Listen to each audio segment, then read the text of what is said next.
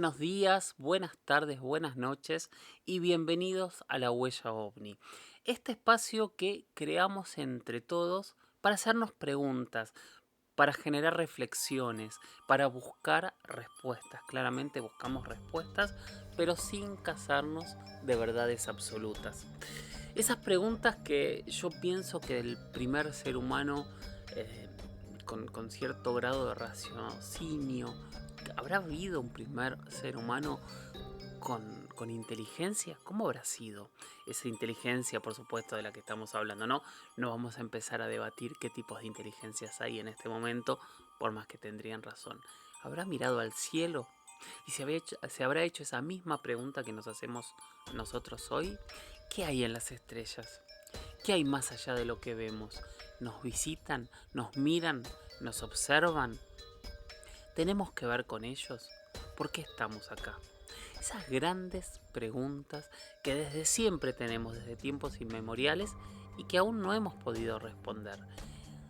Esas preguntas que yo hace más de 20 años que me hago cuando empecé a hacer este tipo de documentales, a recorrer gran parte del mundo, a hablar con expertos, con científicos, con testigos, con investigadores, con escépticos, y que todos ellos me llenaron con mucha información, mucho conocimiento, pero especialmente me llenaron de más y más preguntas. Esas preguntas que yo vengo a ofrecérselas a ustedes para que entre todos podamos empezar a desandar este camino, empezar cada uno a obtener las conclusiones que le cierran y que cada uno de nosotros pueda tener su propia conclusión sobre estas grandes y enormes preguntas que tenemos desde el inicio de los tiempos. Yo soy Jorge Luis Zuckdorf, me encuentran en redes, en Instagram soy Jorge Luis S oficial, en Twitter soy Jorge Luis S-77. Tengo un mail que es las historias de George, las historias de George, @gmail.com. En estos tres lugares les pido que me escriban, que me hagan las preguntas que quieran que respondamos en este espacio, que me digan con quiénes quieren que hable, a quién quieren que entreviste, que me recomienden sus opiniones, que me digan estoy de acuerdo con lo que dijiste o no. Y también, y esto es muy importante para mí, y creo que esta segunda temporada lo está enriqueciendo muchísimo. Hoy no vamos a tener, pero quiero seguir teniendo mucho, son sus experiencias en primera persona. Mándenme audios, cuéntenme qué experiencias tuvieron ustedes o las personas que están a su alrededor. La idea no es analizarlo, no es juzgarlo, no es explicarlo o no explicarlo. Simplemente yo al final del programa quiero poner esos audios y que entre todos escuchemos, que nos conozcamos, que hagamos que esta comunidad pueda seguir pensando y caminando hacia adelante con esta propuesta que no necesito tampoco que ustedes la adopten como propia, pero sí es mía, de no casarnos con las verdades absolutas. Así que sigan enviando esas preguntas, sigan participando y este espacio va a seguir creciendo y creciendo. Tengo muchísimas novedades, dentro de poquito van a empezar a salir programas súper interesantes que les voy a ir recomendando, por supuesto, pero se vienen cosas muy lindas de las cuales estoy muy orgulloso, pero que me está llevando mucho tiempo, y por eso es que a veces se me está dificultando la opción de cumplir de grabar un podcast por semana. No es que no quiera hacerlo, tengo muchísimos temas para seguir contestando. Creo que me quedan como 12-15 hojas de preguntas de ustedes y espero hoy recibir varias más. Así que anímense a mandar esas preguntas y esas experiencias de audio en primera persona. Estoy revisando todas las redes a ver si me falta alguna experiencia en primera persona, pero necesito que me envíen más. Quiero escucharlos, por favor, envíenme esas experiencias. Bueno, vamos a empezar con el programa de hoy. Que la verdad que es súper interesante lo que tenemos y me di un lujo. Estuve en México, estuve con uno de mis grandes amigos mexicanos, un gran investigador con quien yo muchas veces participo en sus redes, que él ha participado varias veces aquí y nada, el tema es así. Yamit Vargas me hizo una pregunta y me pareció que él era la mejor persona para responderla. Estoy hablando de Johanan Díaz Vargas. Y la pregunta que me hizo Yamit es: Gracias Jorge por la narración de la historia y por la discusión. No sé, no tengo el contexto de dónde es esto, pero de nada, Yamit. Tengo una pregunta, si algún día tienes la posibilidad de tratar de mencionar, ¿cuáles son las características comunes de una persona que tuvo un contacto con una experiencia ovni? Bueno, de contactados, yo creo que una de las personas que más los ha investigado, que más interactúa con ellos y que más conoce es Johanan. Así que directamente le dije, Johanan, ¿me podés responder esta pregunta con todo tu conocimiento? Y aquí va la respuesta. Jorge, amigos del auditorio, qué gusto saludarlos. Johanan Díaz desde la Ciudad de México. Y bueno, pues para aclarar un tanto esta parte de cuáles son las características comunes de una persona que tuvo un contacto con una experiencia de ovnis, hay varios aspectos a considerar. En primera, hay que recordar que los objetos voladores no identificados son eso, precisamente, objetos voladores que el testigo no tiene la capacidad de identificar, que se encuentran a una mediana distancia, es decir, que a lo mejor puede ser un avión, un globo, un helicóptero, un dron, en fin, pero que en ese momento, cuando se está registrando el avistamiento, la persona no tiene la capacidad, no tiene el valor valor en cuanto a ese tipo de comparación, el valor agregado al momento de que lo está observando. Y a lo mejor puede ser alguna de estos artefactos que acabo de mencionar, pero también queda muy claro que dentro de todo esto están aquellos que no se les puede dar una explicación, que son objetos voladores no identificados, que no se les puede dar una explicación, que el testigo no logró entender de qué se trataba, a lo mejor porque alcanzaron velocidades extraordinarias, o porque de repente apareció, o porque de repente se desapareció, o porque a lo mejor comenzó a mandar flashazos, en fin, son una serie de características que vamos a encontrar de estos artefactos voladores no identificados. Y es ahí cuando entonces entra la duda de si es tecnología terrestre o es tecnología que en algún momento pudiera tratarse de otros planetas. Pero si vemos que son objetos que hacen maniobras que las naves terrestres no las realizan, entonces hay que poner más atención. Si vemos que son objetos que no tienen un medio visible de propulsión como hélices, alerones, turbinas, etcétera, etcétera, es que simplemente cuentan con una tecnología más avanzada y por lo tanto debemos también poner mucha atención a ese tipo de objetos. Ahora, también está dentro de estas características aquellos objetos que son como una especie de anillo, es decir, que son semitransparentes con forma de anillo y que se mantienen flotando de una manera tremenda y que alcanzan velocidades muy fuertes y que así como son los ovnis con forma de anillo, están las esferas, el clásico plato volador, objetos con forma de rombo, triangular, en fin, son muchas las formas que estarían ahí como que muy al pendiente de estarse presentando con nosotros y seguirnos ayudando a entender, uno, de que no estamos solos en el universo, dos, de que ellos cuentan con una tecnología más avanzada y que ya están aquí entre nosotros. Y el punto 3, que creo que es uno de los más destacados, que nos está ayudando a elevar nuestra conciencia hacia un pensamiento cósmico en donde nosotros formamos parte, y como han asegurado algunos contactados, de un gran vecindario cósmico y que apenas nos estamos percatando de que esta realidad es así. Eso es por un lado en cuanto a estos objetos voladores no identificados, pero quizá también sea importante mencionar en este aspecto que hay otro punto que no podemos hacer a un lado ni lo podemos negar, que son aquellas personas que entran en contacto con seres extraterrestres, que comienzan a recibir mensajes y que en algunas de esas experiencias todo inicia con el avistamiento de un ovni. Tenemos entonces el contacto, que son aquellas personas que refieren vivir experiencias de comunicación directa y contundente con seres llegados de otras partes del universo o del interior de la Tierra, o seres que vienen de otras realidades, es decir, los ultraterrestres. Tenemos también aquellos que han vivido encuentros. Los encuentros se desarrolla también a partir de que van en una carretera o están en amplias zonas donde no hay más personas o hay un mínimo, de repente aparece un objeto con forma de esfera muy luminoso que baja hasta las cercanías de donde se encuentra el testigo y ahí hay un tiempo que ellos refieren donde viven una experiencia casi mística. Es decir, en el encuentro se da una sola vez en la vida del testigo. Y hay mensajes, hay recomendaciones y muchas otras cosas que le ayudaría al testigo en primera instancia a resolver los problemas personales y después también a que corran la voz de que no estamos solos en el universo. Esto estoy hablando a grandes rasgos.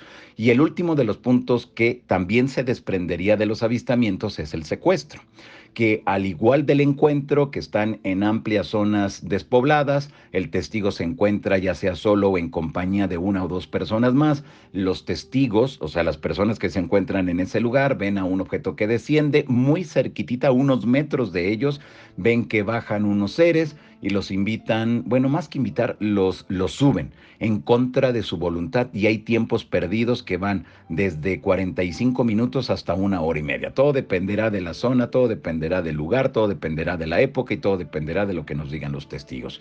Al interior, a estas personas que son secuestradas o mejor conocidas como abducciones, dentro de esos artefactos les hacen todo tipo de estudios, les meten tubos por todas partes del cuerpo y esos seres se limitan solamente a decir que están haciendo estudios, algunos aseguran, para hacer una hibridación entre la raza de ellos y nosotros, otros asegurarían que están haciendo esos estudios porque lo que desean es ver de qué manera el ser humano podría vivir en otros planetas y quizá muy parecido a la atmósfera, a la gravedad de estos seres extraterrestres. Y me imagino que si esto lo dicen es porque están pensando en llevarse a una cantidad considerable de personas. Y creo que podríamos agregar un tercer punto, que son, después de todos los estudios que les hacen, les muestran en una especie de pantalla en 3D con sonido envolvente, porque así es como lo refieren los abducidos desde la década de los 40, que pareciera que les pasan una película donde ellos están inmersos en esas experiencias, pero por lo regular lo que les proyectan es el fin del mundo, el fin de la humanidad, el dolor que va a vivir la humanidad al momento de la caída de un asteroide, al momento de los grandes terremotos, es decir, al momento que lleguen los grandes cambios planetarios. Por lo tanto, entonces tenemos contacto, encuentro y secuestro, tres temas completamente distintos, pero que vendrían de la mano a partir de la experiencia de un avistamiento con una extraña luz o con un objeto, ya sea esférico, con forma de plato, de forma triangular, de rombo, en fin, de las mil formas, de los mil tamaños, de los mil colores. Así que, pues es el comentario que les puedo hacer en torno a los avistamientos y también a esta parte que son los encuentros, los contactos y los secuestros que, reitero, se desprenden a partir de los avistamientos de estas extrañas luces y que en muchas de las ocasiones nos enamoran, en muchas de las ocasiones nos llama la atención y queremos saberlo todo. Pues ahí está. Hay que tener mucho cuidado, nunca acercarnos ya sea a esos artefactos, no hay que acercarnos a esos artefactos y tampoco hay que acercarnos a esos seres que en muchas de las ocasiones se nos presentan como seres bonitos, bondadosos, buena onda, que vienen solamente a ayudarnos. Realmente no sabemos cuáles sean sus intereses ni cuáles sean sus objetivos y a lo mejor sí vienen a ayudarnos, pero más vale que nosotros estemos a una cierta distancia, mantengamos la sana distancia con esas entidades y con esos artefactos, porque a lo largo de la historia hay cientos de casos donde las personas que han estado muy cerca de ellos o de estos objetos la han pasado muy mal desde el punto de vista de la salud. Así que este es mi comentario, Jorge, amigos del auditorio. Hasta la próxima.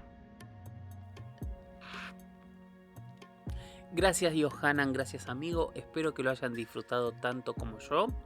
Y Yamit Vargas, espero que te hayas quedado conforme con la respuesta.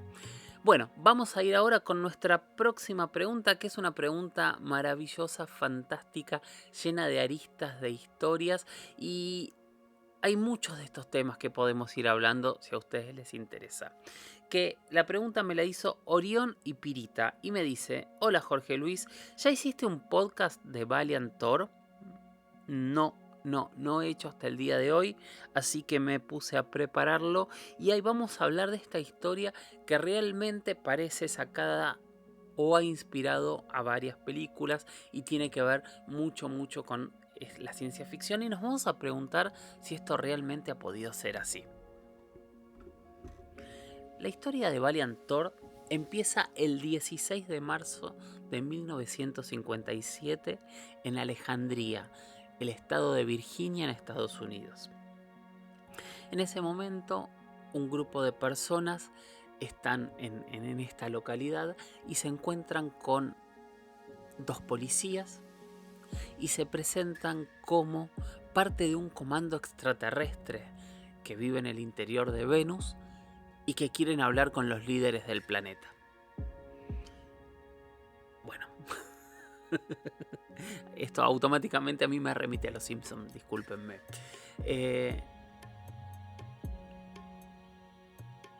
¿Por qué le creyeron los policías? Según las historias y los testigos, les creyeron nada más y nada menos porque esta presentación no se hizo con palabras, se hizo de manera telepática.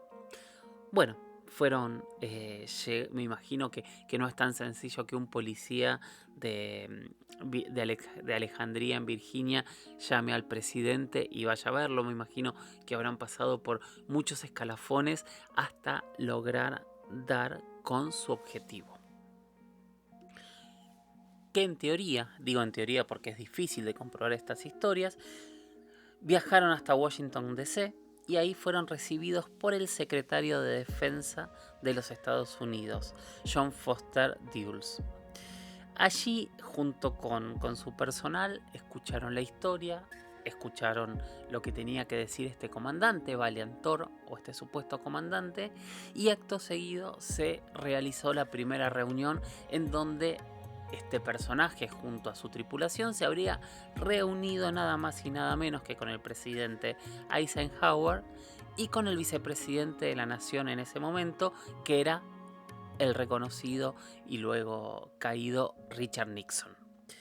Bueno, parece que Valiant Thor les ofreció darles información, les ofreció colaborar con ellos a cambio de un detalle, que era terminar con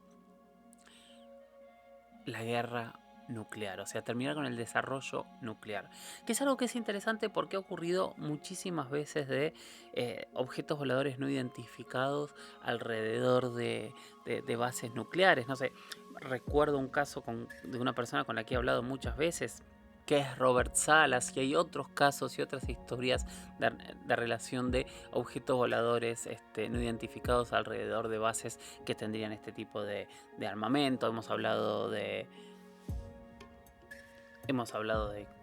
Rasputin Yar, hemos hablado de tantos lugares alrededor del mundo donde esto ocurre. El caso de Robert Salas nunca me lo preguntaron, es un caso fascinante, pero si nadie me lo pide no lo voy a contar, por supuesto. Bueno, y parece que este personaje del cual estamos hablando hoy, que se llamaba Valiant Thor, se ofreció a trabajar en una nueva humanidad sin armas. Que ese era el trato. Ellos traían tecnología y traían el apoyo para que esto funcionase si las grandes potencias aceptaban destruir y terminar la investigación de armas de destrucción masiva basadas en potencias nucleares.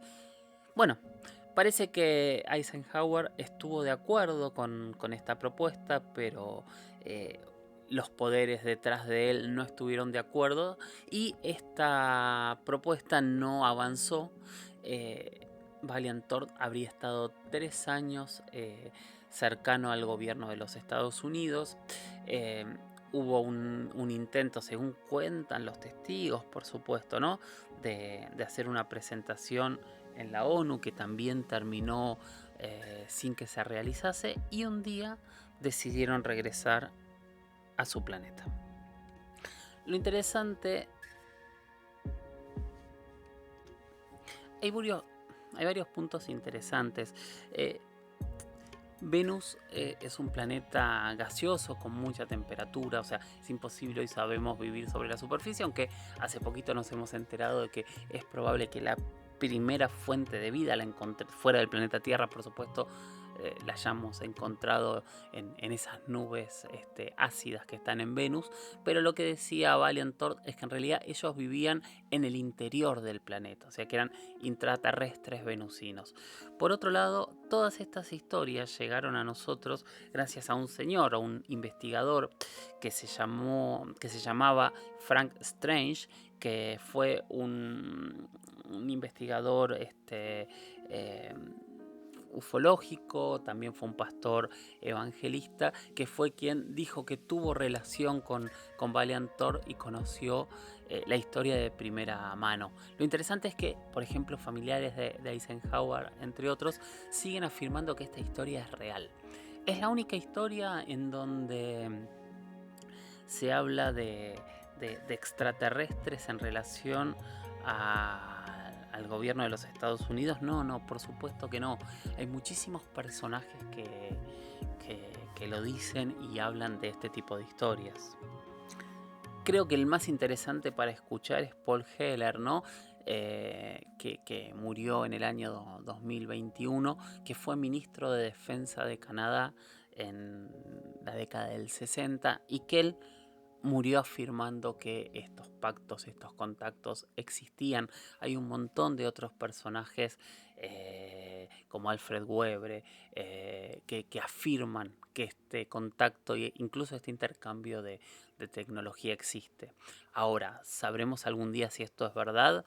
Tal vez algún día lo sepamos. Hay una nueva apertura que tal vez nos lleve a conocer si es verdad. Tal vez nada de esto sea verdad y sea una gran fantasía, pero cuando estas historias están, a mí me gusta escucharlas, me gusta contarlas y me gusta que cada uno pueda sacar sus conclusiones. Hay mucha información de Valiant Thor, hay fotos de quién habría sido este personaje, que realmente las fotos que hay es un ser humano. De hecho hablan que tenía, que medía 80 y pico, de 1,80 y pico, que tenía un peso normal a un ser humano. Nada, hay muchos datos de esta persona. ¿Realmente habrá habido un venusino dentro del Pentágono y muy cerca del presidente de los Estados Unidos? ¿Habrá sido la única vez? ¿Habrá sido el único, de ser cierto, personaje de estas características que se haya acercado a un gobierno? ¿O habrá algún otro personaje que se haya acercado a alguna de las otras potencias que también por aquel entonces desarrollaban las armas nucleares? ¿Qué pasa hoy donde las armas nucleares se siguen desarrollando y que lamentablemente seguimos en riesgo todos juntos de que algún día un loco decida activar estas armas? ¿Qué va a pasar? Estas historias de objetos que desactivan las ojivas nucleares, que están controlando qué está sucediendo, ¿serán verdad? ¿Ese día se darán a la luz? Ojalá no tengamos que llegar ese día para ver si realmente esto es verdad o no. Pero nada, esta es la historia de Valiant Thor. Espero que te haya gustado Orión y Pirita y que sea dentro de lo que esperabas. Y ahora vamos a ir con nuestra última intervención de hoy, que en realidad no tiene que ver directamente con el tema ovni, pero me pareció fantástico poder tratarlo. Y primero voy a leer la pregunta, que la hace Laura Susana Ludueña, una de esas personas que están siempre y siempre me apoyan con el podcast, y gracias. Y dice: Jorge, ¿puedes hablar del apagón que están mencionando en Austria? ¿Qué sabes de eso, por favor? Gracias.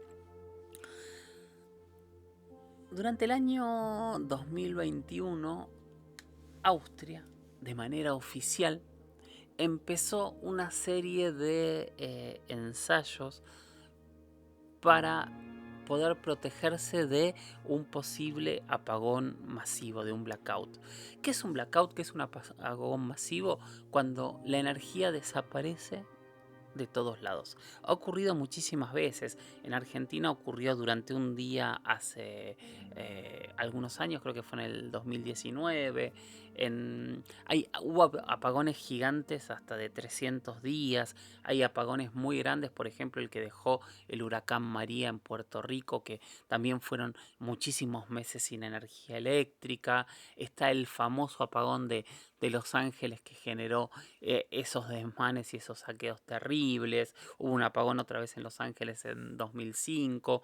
Hubo un apagón gigante hace unos pocos años en Venezuela y parte de Colombia. O sea, los apagones existen y pueden ocurrir todo el tiempo. De hecho, hay un gran apagón interesante que ocurrió en Canadá que tuvo que ver con una tormenta solar. Y este sería el primer punto de unión que yo veo con nuestros temas. ¿Va a ocurrir un apagón mundial?